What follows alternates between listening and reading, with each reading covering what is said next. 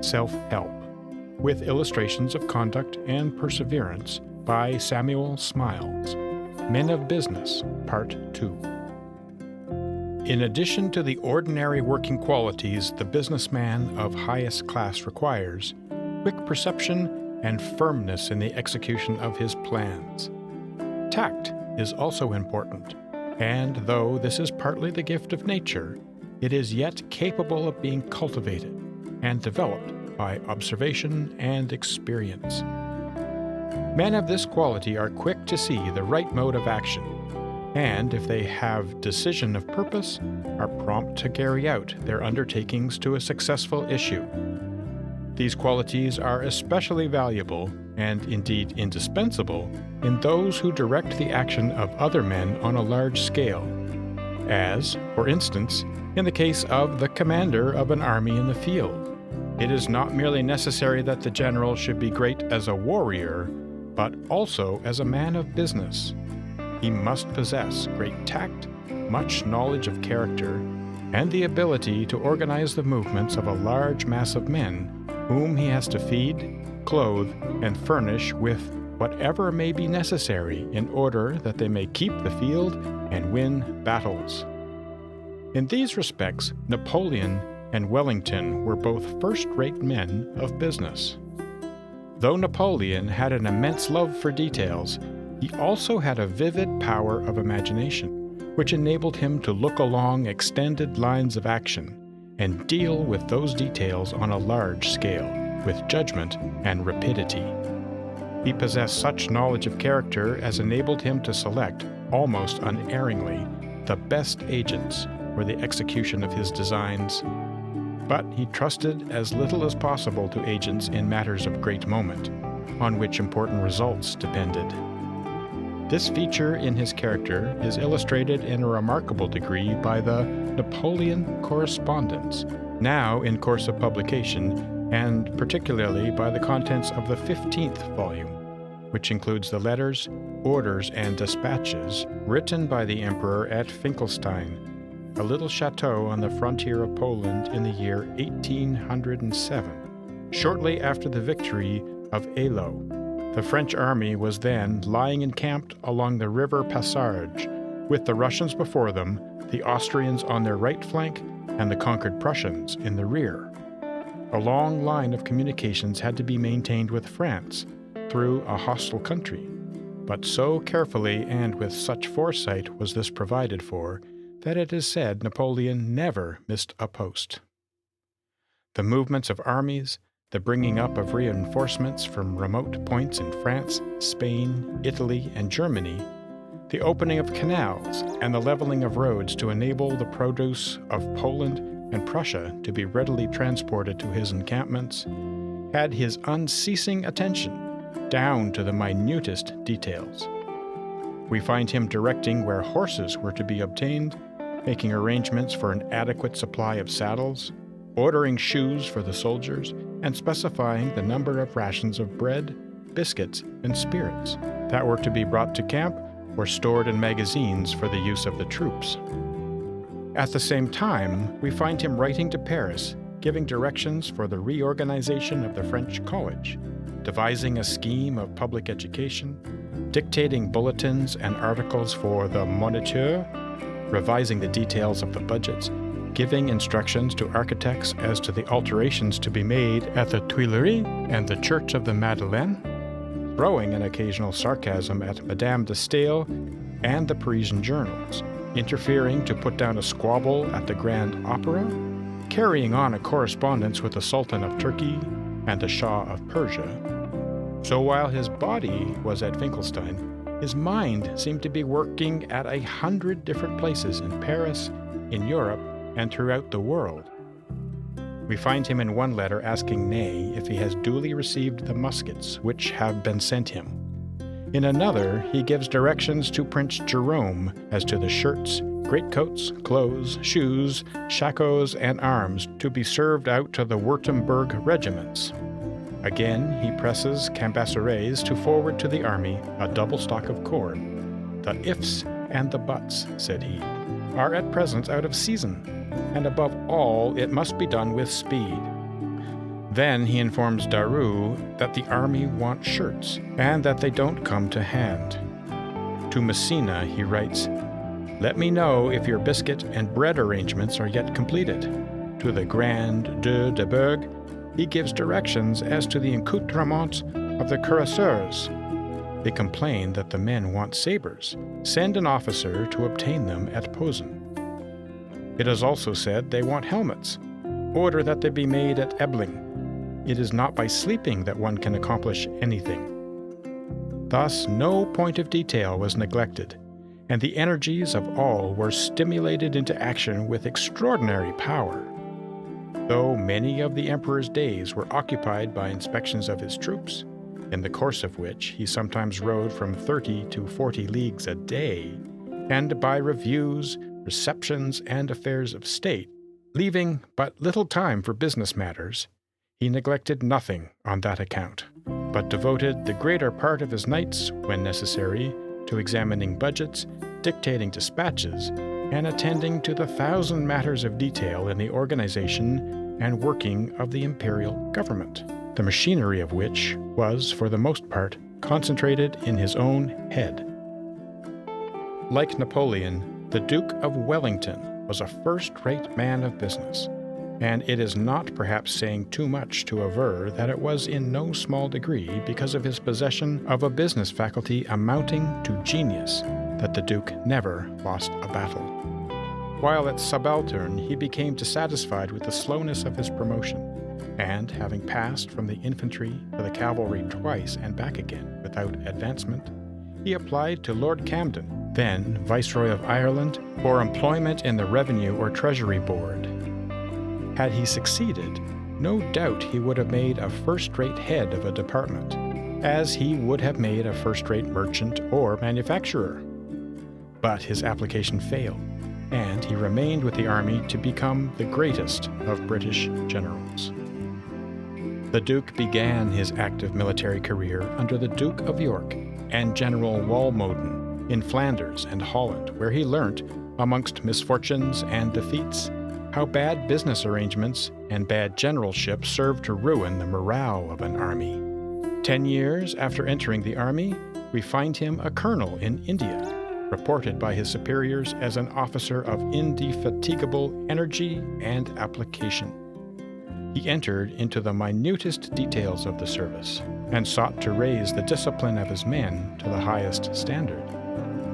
"The regiment of Colonel Wellesley," wrote General Harris in 1799, "is a model regiment. On the score of soldierly bearing, discipline, instruction, and orderly behavior, it is above all praise." Thus, qualifying himself for posts of greater confidence, he was shortly after nominated governor of the capital of Mysore. In the war with the Mahrattas, he was first called upon to try his hand at generalship, and at 34 he won the memorable Battle of Assaye, with an army composed of 1,500 British and 5,000 sepoys, over 20,000 Maratha infantry, and 30,000 cavalry. But so brilliant a victory did not in the least disturb his equanimity or affect the perfect honesty of his character.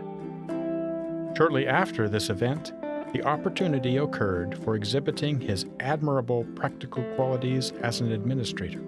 Placed in command of an important district immediately after the capture of Seringapatam, his first object was to establish rigid order and discipline among his own men. Flushed with victory, the troops were found riotous and disorderly. "Send me the provost marshal," said he, "and put him under my orders. Till some of the marauders are hung, it is impossible to expect order or safety." The rigid severity of Wellington in the field, though it was the dread, proved the salvation of his troops in many campaigns. His next step was to re-establish the markets and reopen the sources of supply. General Harris wrote to the Governor-General strongly commending Colonel Wellesley for the perfect discipline he had established, and for his judicious and masterly arrangements in respect to supplies, which opened an abundant free market and inspired confidence into dealers of every description.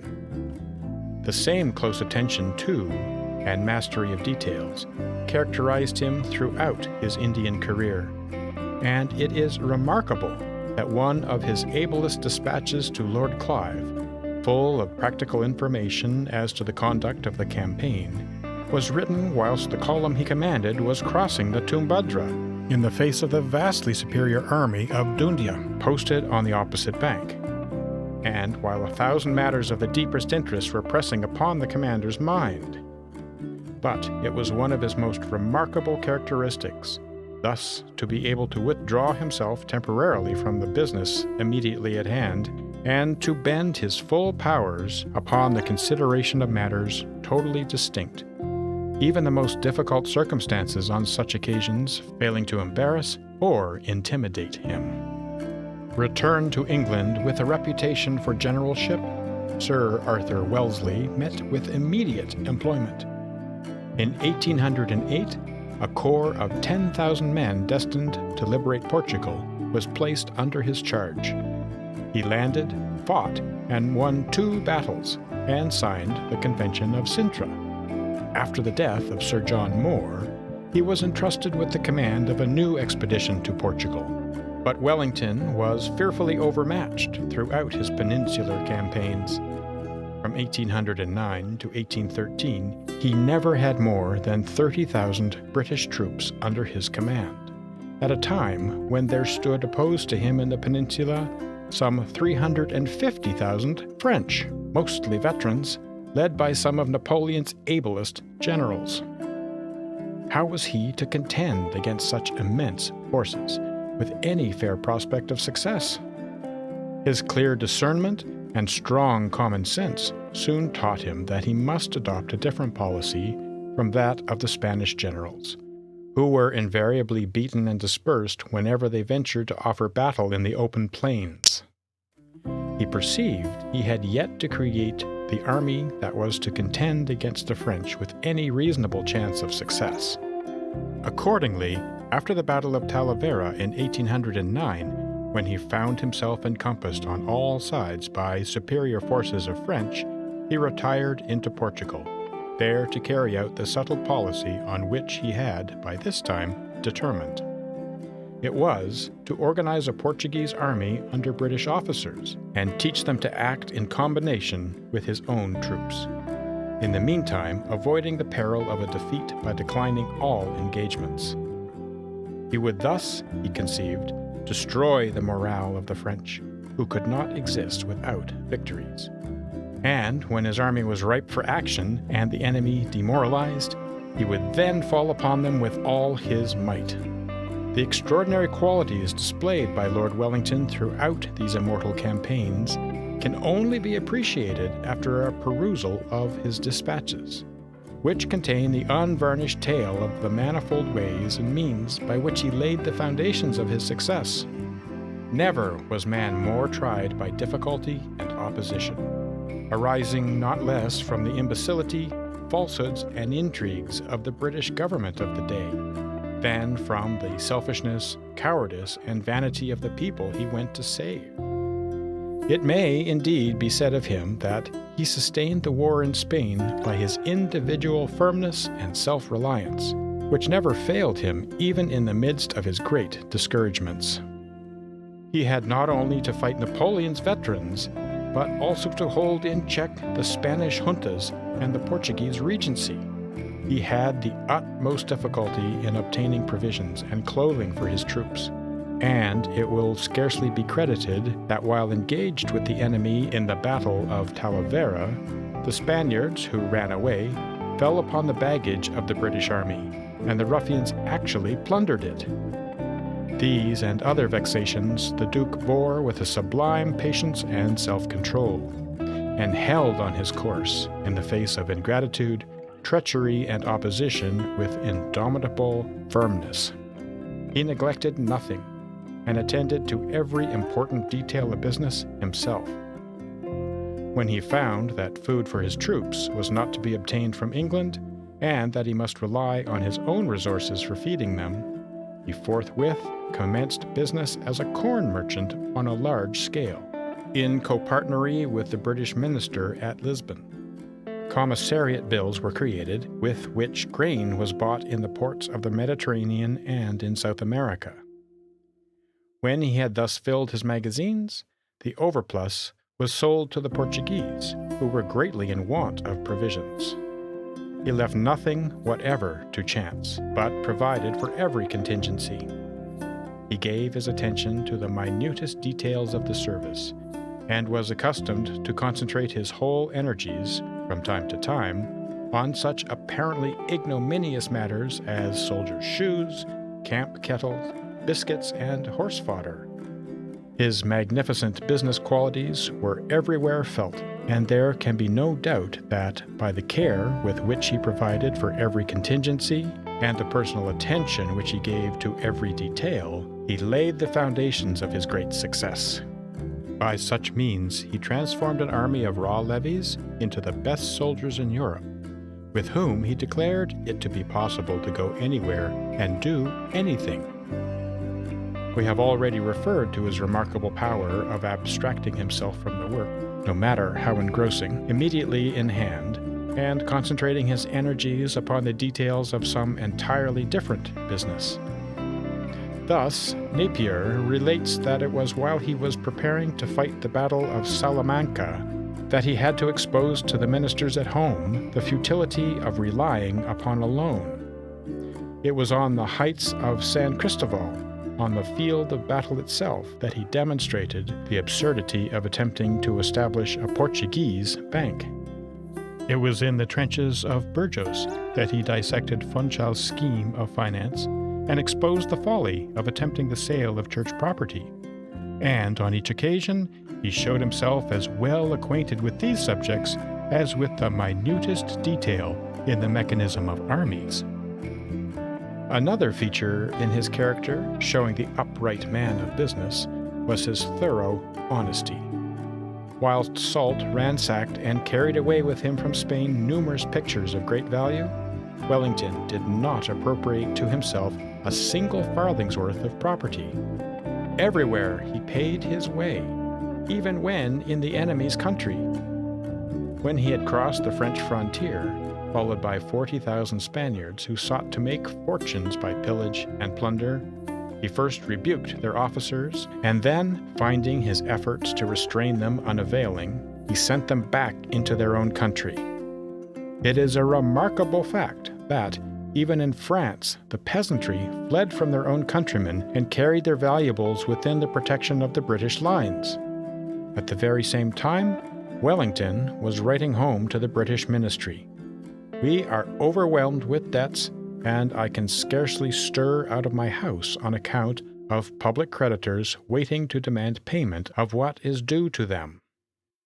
Jules Morel, in his estimate of the Duke's character, says, "Nothing can be grander or more nobly original than this admission.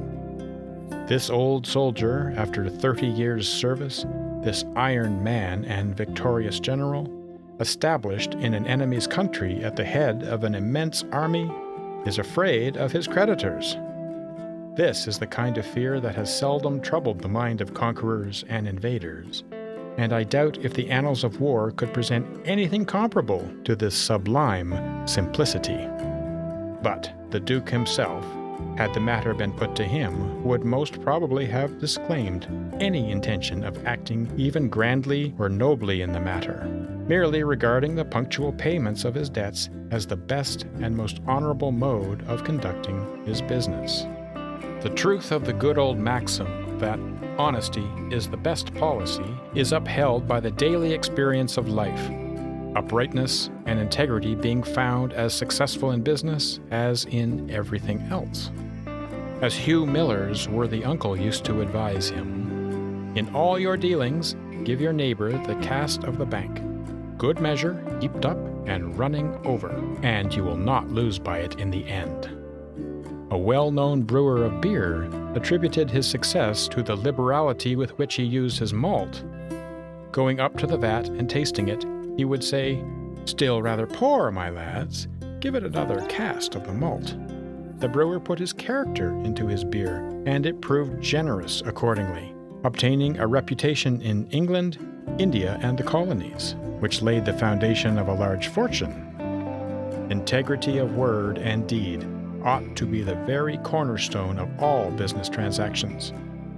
To the tradesman, the merchant, and manufacturer, it should be what honor is to the soldier and charity to the Christian. In the humblest calling, there will always be found scope for the exercise of this uprightness of character.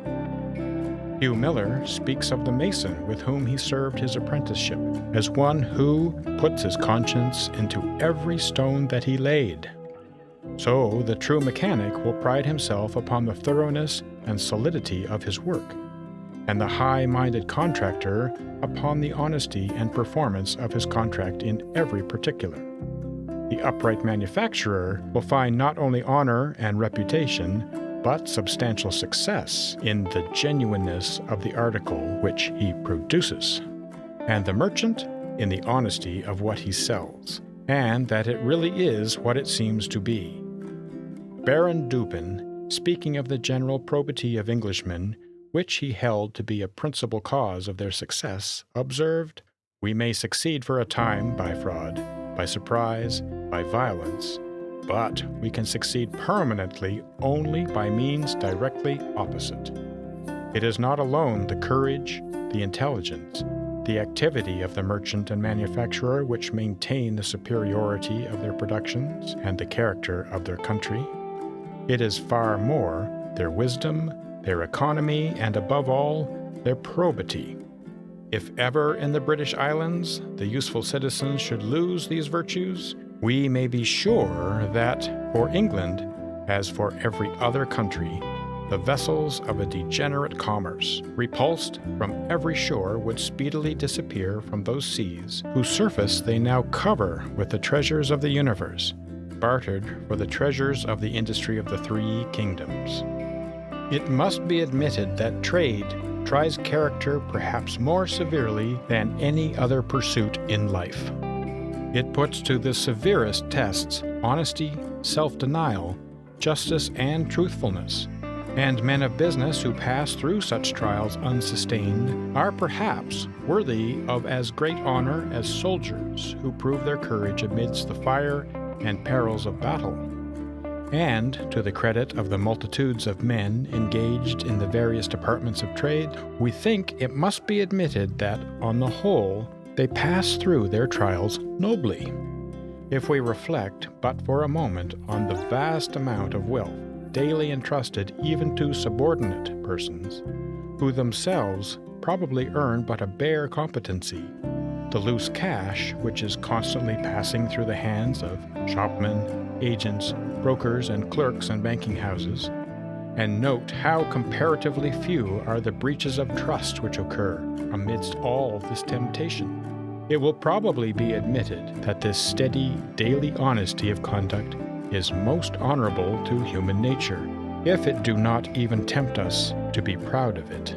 The same trust and confidence reposed by men of business in each other, as implied by the system of credit, which is mainly based upon the principle of honor, would be surprising if it were not so much a matter of ordinary practice in business transactions. Dr. Chalmers has well said that the implicit trust with which merchants are accustomed to confide in distant agents, separated from them perhaps by half the globe, often consigning vast wealth to persons recommended only by their character, whom perhaps they have never seen, is probably the finest act of homage which men can render to one another. Although common honesty is still happily in the ascendant amongst common people, and the general business community of England is still sound at heart, putting their honest character into their respective callings, there are, unhappily, as there have been in all times, but too many instances of flagrant dishonesty and fraud, exhibited by the unscrupulous, the over-speculative, and the intensely selfish in their haste to be rich. There are tradesmen who adulterate, contractors who scamp, manufacturers who give us shoddy instead of wool, dressing instead of cotton, cast iron tools instead of steel, needles without eyes, razors made only to sell, and swindled fabrics in many shapes. But these we must hold to be the exceptional cases of low-minded and grasping men, who, though they may gain wealth, which they probably cannot enjoy, will never gain an honest character, nor secure that without which wealth is nothing, a heart at peace. The rogue cozened not me, but his own conscience, said Bishop Latimer of a cutler who made him pay 2 pence for a knife not worth a penny. Money earned by screwing, cheating, and overreaching may for a time dazzle the eyes of the unthinking, but the bubbles blown by unscrupulous rogues, when full-blown, usually glitter only to burst. The Sadlers, Dean Pauls, and Redpaths, for the most part, come to a sad end even in this world, and though the successful swindles of others may not be found out, and the gains of their roguery may remain with them, it will be as a curse and not as a blessing. It is possible that the scrupulously honest man may not grow rich so fast as the unscrupulous and dishonest one, but the success will be of a truer kind, earned without fraud or injustice. And even though a man should for a time be unsuccessful, still he must be honest. Better lose all and save character. For character is itself a fortune, and if the high-principled man will but hold on his way courageously, success will surely come, nor will the highest reward of all be withheld from him. Wordsworth well describes the happy warrior as he who comprehends his trust, and to the same keeps faithful with a singleness of aim, and therefore does not stoop nor lie in wait for wealth or honor or for worldly state, whom they must follow, on whose head must fall like showers of manna, if they come at all. As an example of the high-minded mercantile man, trained in upright habits of business, and distinguished for justice, truthfulness, and honesty of dealing in all things, the career of the well-known David Barclay, grandson of Robert Barclay of Uri, the author of the celebrated Apology for the Quakers, may be briefly referred to. For many years he was the head of an extensive house in Cheapside, chiefly engaged in the American trade. But, like Granville Sharp, he entertained so strong an opinion against the war with our American colonies that he determined to retire altogether from the trade. Whilst a merchant, he was as much distinguished for his talents, knowledge, integrity, and power as he afterwards was for his patriotism and munificent philanthropy. He was a mirror of truthfulness and honesty, and as became the good Christian and true gentleman, his word was always held to be as good as his bond. His position and his high character induced the ministers of the day on many occasions to seek his advice, and when examined before the House of Commons on the subject of the American dispute, his views were so clearly expressed, and his advice was so strongly justified by the reasons stated by him, that Lord North publicly acknowledged that he had derived more information from David Barclay than from all others east of Temple Bar. On retiring from business, it was not to rest in luxurious ease, but to enter upon new labors of usefulness for others. With ample means, he felt that he still owed to society the duty of a good example. He founded a house of industry near his residence in Walthamstow, which he supported at a heavy outlay for several years, until, at length, he succeeded in rendering it a source of comfort as well as independence to the well-disposed families of the poor in that neighborhood. When an estate in Jamaica fell to him, he determined, though at a cost of some £10,000, at once to give liberty to the whole of the slaves on the property. He sent out an agent who hired a ship, and he had the little slave community transported to one of the free American states, where they settled down and prospered. Mr. Barclay had been assured that the Negroes were too ignorant and too barbarous for freedom. and it was thus that he determined practically to demonstrate the fallacy of the assertion.